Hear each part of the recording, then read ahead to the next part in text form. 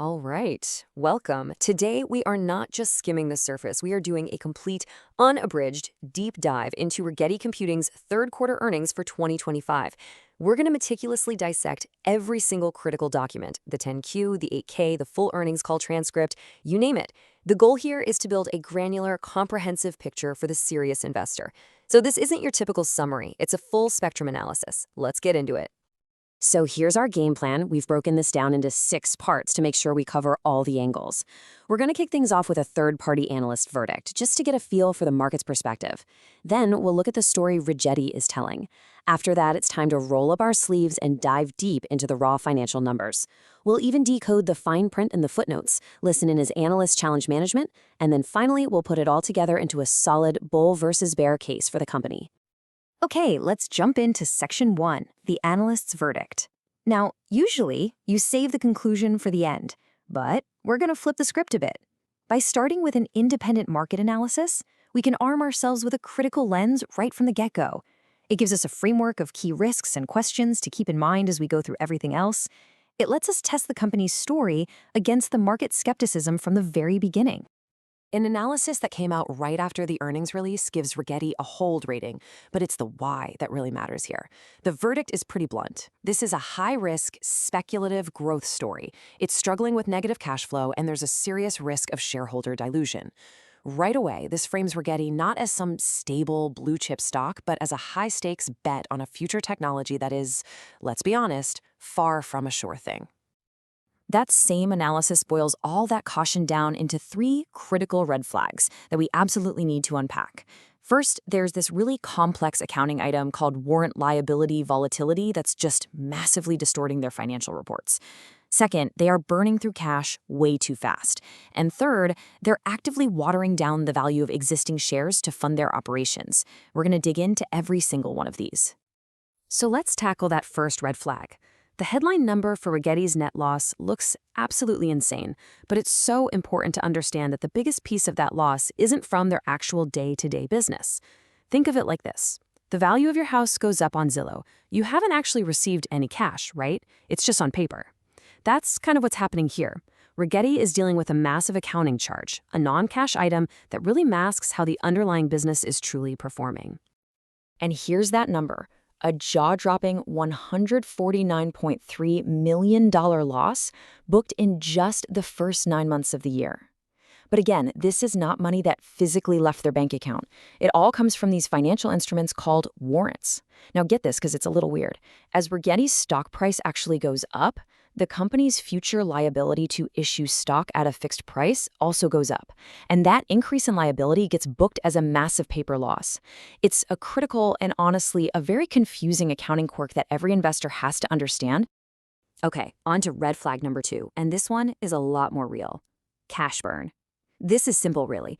The company's spending more money on its core operations, paying scientists, running their facilities, sales, all that stuff, than it's bringing in from customers. This is what everyone calls the burn rate. The official statement of cash flows shows us exactly what this burn looks like. Over the first 3 quarters of the year, Rigetti's operations just ate up $43.6 million in cash. This negative cash flow is the clearest sign you can get that the business can't sustain itself yet. At its core, it's a research and development operation that absolutely depends on outside cash from investors to fund its journey to hopefully becoming a real business. And that dependence on outside cash leads us straight to red flag number 3, shareholder dilution. To cover the cash burn we just talked about, Rigetti has to raise money, and their main way of doing that is by issuing new shares of stock. Now, this brings in cash, which is great, but it also means the ownership pie gets cut into more and more slices. So if you're an existing investor, even if the company's total value grows, your personal slice of that pie just keeps getting smaller. And this isn't some theoretical risk way off in the future. It is happening right now. In just a few weeks after the third quarter ended, the company raised another $46.5 million in cash. And how did they do it?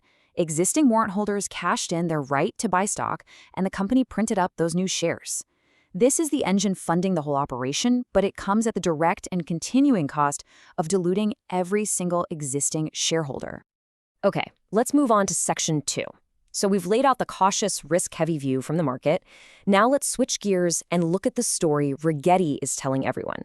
This is the company's official narrative, and it's one that tries to shift the focus away from all these accounting issues and cash burn, and instead shine a light on technological progress, strategic partnerships, and their big vision for the future.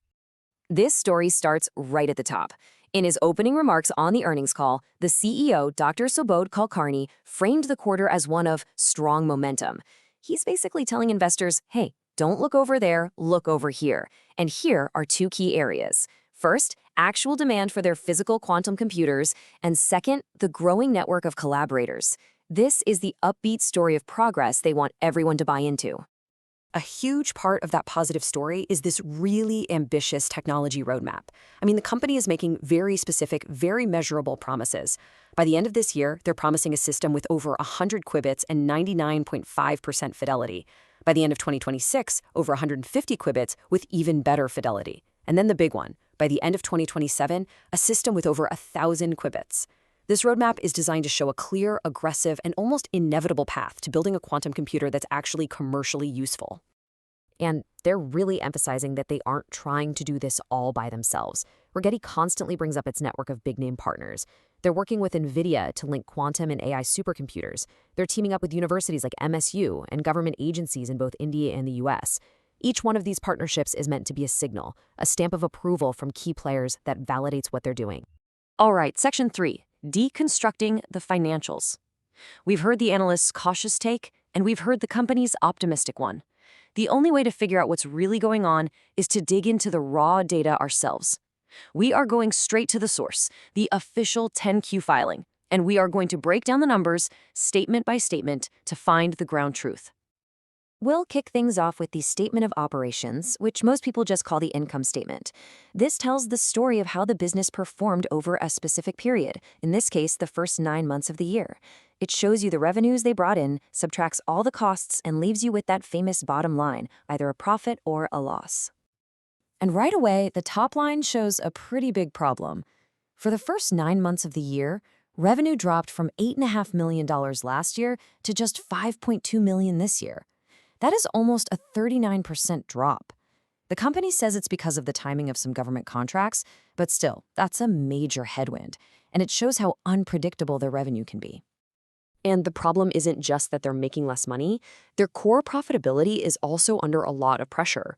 Gross profit, that's the money left after you subtract the direct costs of making their systems, it fell off a cliff.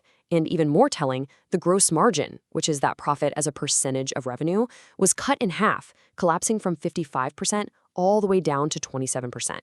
That tells you that every dollar of revenue they're bringing in is becoming way less profitable. Okay, now we get to what is probably the single most important slide for understanding their bottom line.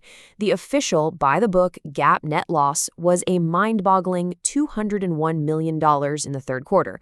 But just watch what happens when we adjust for all the non-cash stuff. We add back that $182 million change in warrant liabilities, that's the huge paper loss we talked about. We add back stock-based pay, and just like that, that massive loss shrinks down to a non-GAAP loss of just $10.7 million. Now, it's still a loss, but that number gives you a much, much more accurate picture of how the company actually performed during the quarter. Okay, next up, the balance sheet. So if the income statement is like a video of the company's performance over time, the balance sheet is more like a single photograph. It's a static snapshot of the company's financial health on one specific day. In this case, the very last day of the quarter. It shows what the company owns, its assets, and what it owes, its liabilities. And that snapshot, on the surface, it looks pretty strong. Total assets are over $630 million, which is way more than their total liabilities of about $258 million. But you have to know what's in those numbers. The vast majority of the assets is just the cash and investments they raise from investors. And the biggest single liability is that non-cash warrant liability thing we keep talking about. Still, the result is a strong equity position, and that's what's giving them the long financial runway to keep going. And that brings us to the third and final financial statement, the statement of cash flows. For a company like Rigetti that isn't profitable yet, this is, you could argue, the most important document of all. It cuts through all the accounting noise and just follows the actual cash. Where did real money come from and where did it go? It's all broken down into 3 activities: operations, investing, and financing. And this one chart, man, it tells the entire financial story of the company. Look at this. The day-to-day business operations burned through $43.6 million in cash. The company also used almost $390 million for investing, mostly just buying safe U.S. Treasury bonds with its extra cash. So you have to ask, where did all that money come from in the first place? Well, it came from financing activities, a huge inflow of over $390 million, almost all from selling stock. This slide perfectly captures what they are: a research company being fueled by investor money. Let's move to section 4, the footnotes. To really get what those numbers mean, we have to go into the fine print. The footnotes of a 10Q are where companies explain all the complex accounting rules, definitions, and assumptions behind the big numbers. This is where we unpack the jargon and learn how the game is played. Here it is, the official definition of that term we've been circling this whole time: derivative warrant liability. It's an obligation to issue stock at a fixed price in the future. The key part, though, is the accounting. The rules say this liability has to be revalued every single quarter. As the company's stock price goes up, it gets more likely that people will use these warrants, making the company's obligation theoretically more expensive. That increase is then recorded as a loss, even though not a single dollar of actual cash moved. It's purely an accounting echo of the stock's volatility. Another key concept you'll find buried in the footnotes is the fair value hierarchy. It sounds complicated, but it's really just an accounting framework that tells us how much of a company's valuation is based on hard facts versus, well, best guesses. Level 1 is the most reliable. It's based on real-time prices in active markets, like a public stock. Level 2 is also pretty reliable, based on observable things, like interest rates. But level 3, that's where it gets fuzzy. These valuations rely on unobservable inputs and require a lot of judgment from management. And guess what? Rigetti's private warrants fall into this level 3 category, which means their stated value is based on the company's own models, not a hard market price. This brings us to section 5, analysts challenge the story. So after management gives their polished presentation, the floor is opened for questions. This is the Q&A session on the earnings call, and it's where Wall Street analysts get their chance to publicly poke holes in the company's numbers, their strategy, and their promises. Let's listen in on some of the key moments. The first big question came from an analyst named David Williams, and he went right for 2 critical points. First, he pointed out that Rigetti was not initially chosen to move on to the next stage of a key government research project with DARPA. He just flat out asked, why? And then he connected that to their bigger promises, asking how confident they really are about hitting that super ambitious 1,000-qubit goal. The CEO, Subodh Kulkarni, took the question head-on. He admitted they weren't picked in the first round for Stage B of the project, but he very skillfully framed this not as a failure, but just as a small delay. He explained that DARPA's feedback wasn't a knock on their current work, but was more of a request to focus on long-term error correction, which is a known massive challenge for the entire industry. He then said he was optimistic they'd get selected in the next few months, basically turning a negative into a temporary hurdle. Next up, an analyst named Richard Shannon changed the subject from government contracts to long-term spending, or CapEx. He correctly pointed out that for Rigetti to ever achieve their roadmap, they're eventually going to need a brand new state-of-the-art chip factory, a fab. And knowing these things can cost a fortune, he asked them to put a number on that future investment, which is a critical question for their long-term financial health. And the CEO was pretty straight about it. He confirmed it would be a huge investment, possibly costing, and I'm quoting him here, hundreds of millions of dollars. But he immediately pointed to a potential way to pay for it. They're actively looking at national programs and partnerships that could help shoulder that enormous cost. It's a clear signal that future big projects might depend heavily on government or partner funding. Finally, analyst Quinn Bolton asked a really practical and important accounting question about revenue. Rigetti had just announced some exciting new sales of their quantum systems. Bolton wanted to know, when does the money from those sales actually show up on the income statement as revenue? It's a key question for anyone trying to build a financial model for the company. And the CFO, Jeff Bertelsen, gave a very precise answer.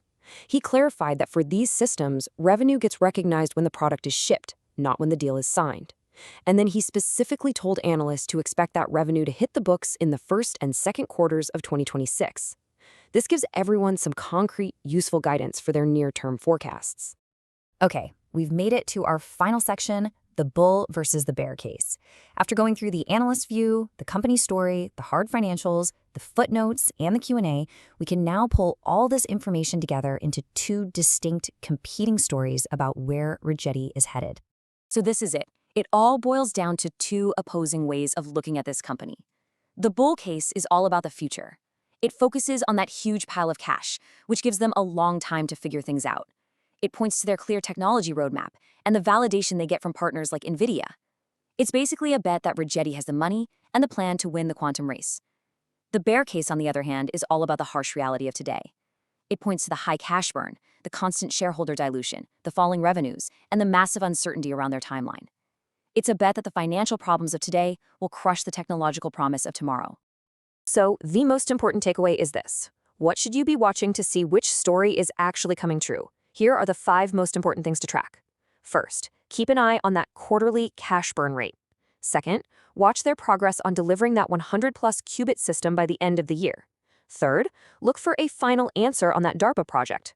Fourth, make sure that new revenue actually shows up in early 2026 like they promised. And finally, keep an eye on that warrant liability as a way to gauge stock volatility.